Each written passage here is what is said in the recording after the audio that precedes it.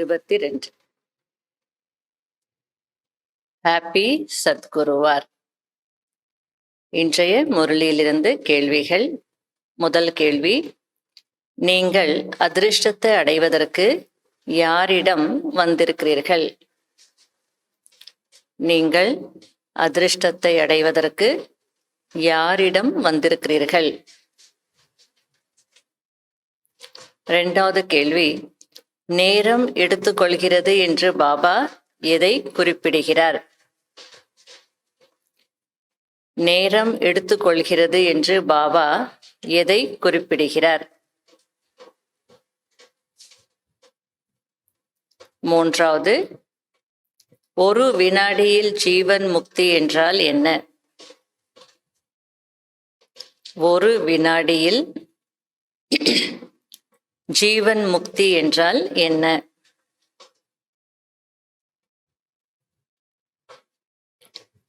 நாலாவது, பாபா எந்த விஷயங்களை முன்னதாகவே சொல்லிவிடுகிறார்?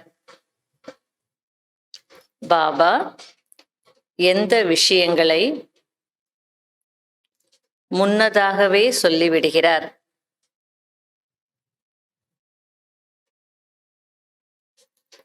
அஞ்சாவது, உங்களுடைய சேவை எப்படிப்பட்டது? நீங்கள் என்ன செய்கிறீர்கள்? உங்களுடைய சேவை எப்படிப்பட்டது? நீங்கள் என்ன செய்கிறீர்கள்?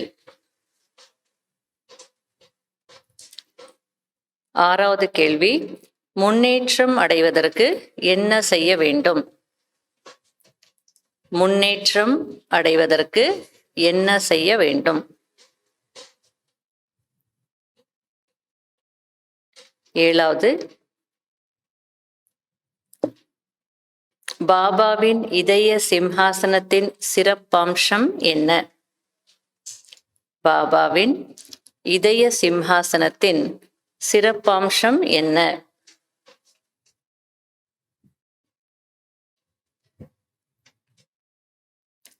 எவ்வளவு பெரிய தவறு என்று பாபா எதை குறிப்பிடுகிறார்?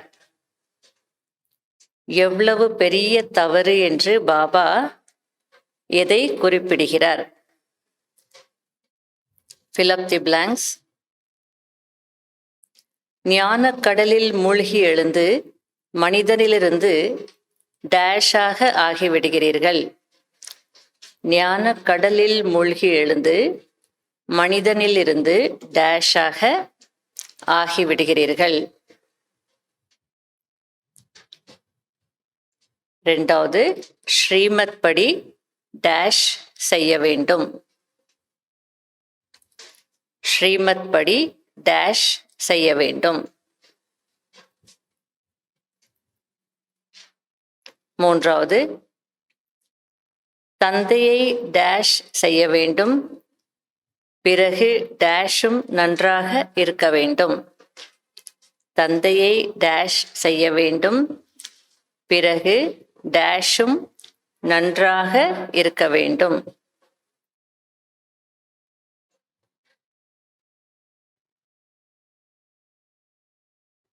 நாலாவது, நம்பர் 1 வர வேண்டும் என்றால் டேஷ் மற்றும் டேஷின் கூடவே டேஷ் ரூபத்தை தாரணை செய்யுங்கள். நம்பர் 1 வர வேண்டும் என்றால் டேஷ் மற்றும் டேஷின் கூடவே டேஷ் ரூபத்தை தாரணை செய்யுங்கள்.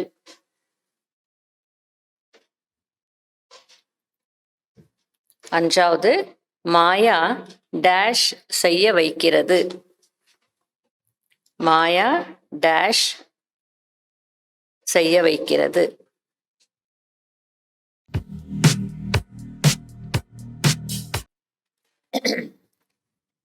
கேள்வி பதில் பார்ப்போமா?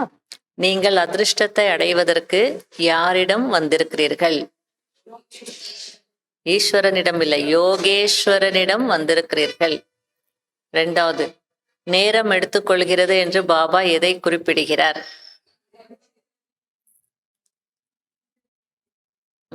தந்தையை நினைவு செய்து பாவ கர்மங்களை அழிப்பதில் நேரம் எடுத்துக்கொள்கிறது என்று பாபா குறிப்பிடுகிறார். மூன்றாவது, ஒரு வினாடியில் ஜீவன் முக்தி என்றால் என்ன?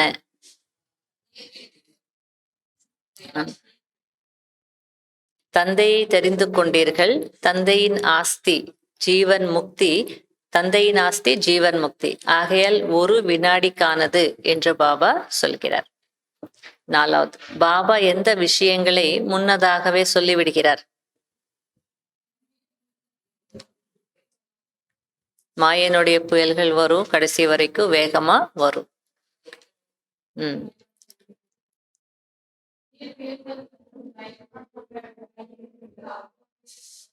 வரும். புயல்கள் நிறைய வரும், அதுவும் வேகமாக வரும் என்று பாபா முன்னதாகவே சொல்லியிருக்கிறார்,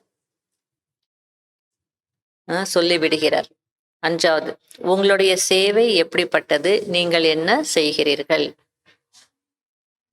உங்களுடையது ஆன்மீக சமூக சேவை. ஆத்மாக்களுக்கு இன்ஜெக்ஷன் ஞான இன்ஜெக்ஷன் போடுகிறீர்கள். ஆறாவது, முன்னேற்றம் அடைவதற்கு என்ன செய்ய வேண்டும்? சேவையும் செய்யுங்கள், சார்ட்டையும் வையுங்கள், அப்போது முன்னேற்றம் அடைந்து கொண்டே இருப்பீர்கள். பாபாவின் இதய சிம்ஹாசனத்தின் சிறப்பம்சம் என்ன?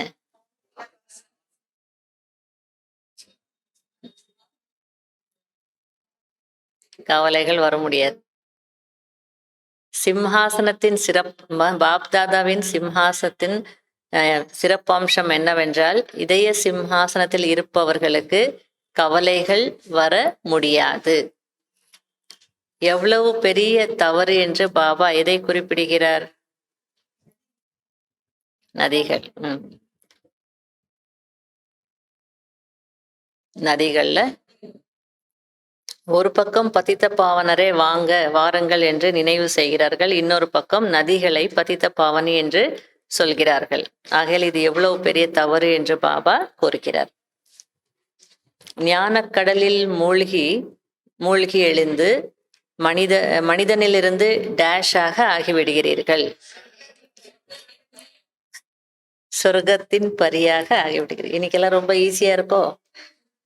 இரண்டாவது, ஸ்ரீமத் படி டேஷ் செய்ய வேண்டும். சேவை கிடையாது, தெய்வீக குணங்களை தாரணை செய்ய வேண்டும். தந்தையை டேஷ் செய்ய வேண்டும், பிறகு டேஷும் நன்றாக இருக்க வேண்டும். நினைவும் செய்ய வேண்டும், மேனர்ஸும் நன்றாக இருக்க வேண்டும்.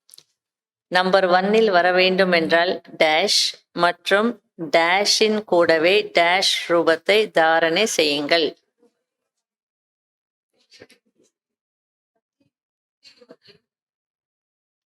ஸ்நேகம் மற்றும் ஒத்துழைப்பின் கூடவே சக்தி ரூபத்தை தாரணை செய்.